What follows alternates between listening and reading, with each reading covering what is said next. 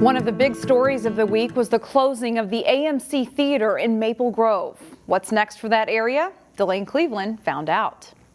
Oh, I was very sad because we love to come to the movie. It's one of the few things you feel safe doing right now. For more than 20 years, a movie theater has sat along Elm Creek Boulevard in Maple Grove, adjacent to the shops at Arbor Lakes. Sadly, I guess I like the fact that it wasn't real crowded. You know, you'd pick your seat and sit far away from other people and have a good time. But the good times of watching blockbusters here on the big screen will now be a thing of the past. Over the weekend, AMC announced the permanent closure of this theater. City officials had been tipped off by developers several months ago that a closure was imminent, but they thought it wasn't going to happen until the spring. I personally am not pleased that we're left without a movie theater in Maple Grove. Joe Hogaboom is Maple Grove's Director of Community and Economic Development. Early on, when we heard that there were troubles at the theater and that there was the threat of closure, we did try to do some reaching out to other types of theaters that are in the area to just see if there'd be an interest in this, and really didn't get a lot of traction on that. The site itself was deemed a nuisance property by the city in 2019 due to concerns over large potholes and trash in the parking lot. Management eventually took care of those issues, but they never invested in the interior improvements like other theaters around the metro. After the pandemic hit, Hogaboom said the theater couldn't quite recover. Now, the site will get a complete makeover. Well, there's plans to redevelop the site, reuse the theater building, but remodel it extensively to be a business called Floor and Decor. It's a home remodeling type business where folks can go in and choose different accents for remodeling projects in their homes. The adjacent parking lot will also get 3 new buildings that will house several restaurants and a bank. While the city is excited about the new opportunities for the area, some say they'll miss their movie theater. There's nothing else real close. In Maple Grove, Delane Cleveland, CCX News. A Golden Valley advocate has been at the helm of an organization called Sweet Potato Comfort Pies since 2014. Rose McGee discovered a way to encourage people to heal and to spark conversation too. We sat down with Rose McGee to learn more in our Newsmakers segment. We call them a catalyst for caring and building community. And we also say that we're more than just a pretty pie, because they are beautiful and of course they are delicious too. But the intent of the pie is to really offer that sense of caring and concern to individuals who receive the pie. But it also serves as this way of bringing people together and having tough conversations that is so critical, and understanding how to listen and share with each other respectfully. So those conversations are led in story circles, and people have an opportunity to get acquainted with how to have conversation and dialogues with each other without just, being amok and running amok and interrupting and taking over somebody else's conversation. How has the work changed during the pandemic? Well, I tell you, it's been rough.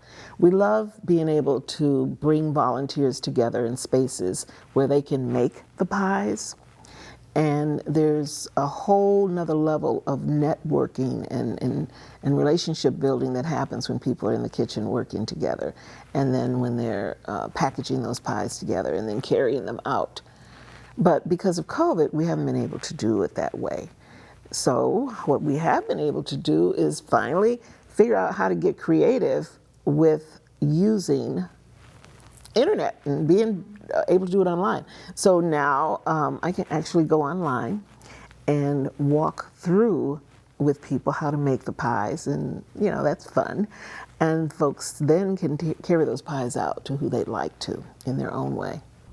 How have some of those tough conversations changed over the last, 8 years? Well, some people are really starting to be a little bit more receptive to listening in communities, which is good.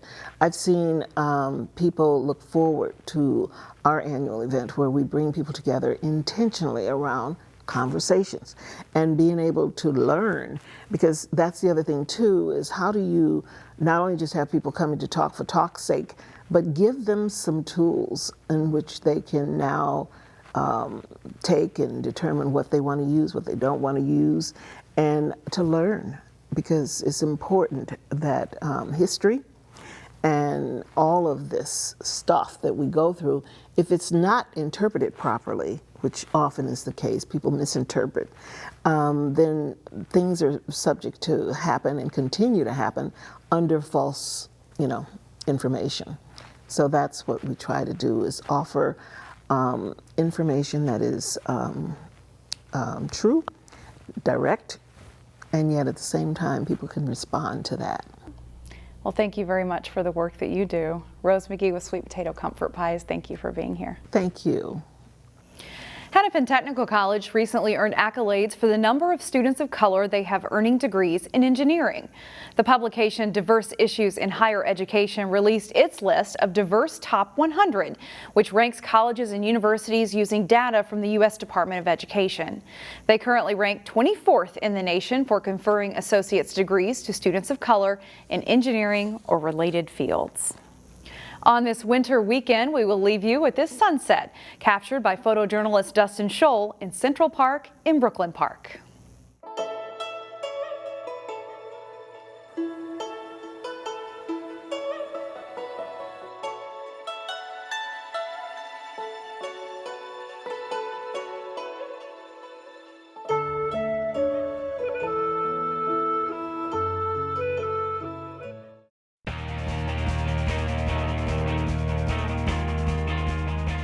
The Breck boys swim team will likely contend for a 6th straight Class A state title in March. The Bear Stangs are led by Charlie Crosby and James Pan.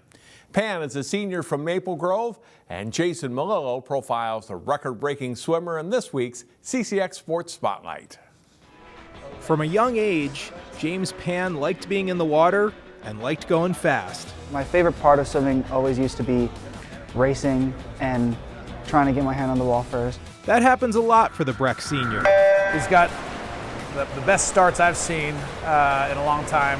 His underwaters are remarkable. He's very quick off the wall. He set Class A records in 2 events at last year's state meet. We had a ton of breaks that were almost like forced in throughout the season. And helped Breck Blake navigate a disjointed pandemic season to win its 5th straight state team title. It kind of made the whole thing worth it at the end.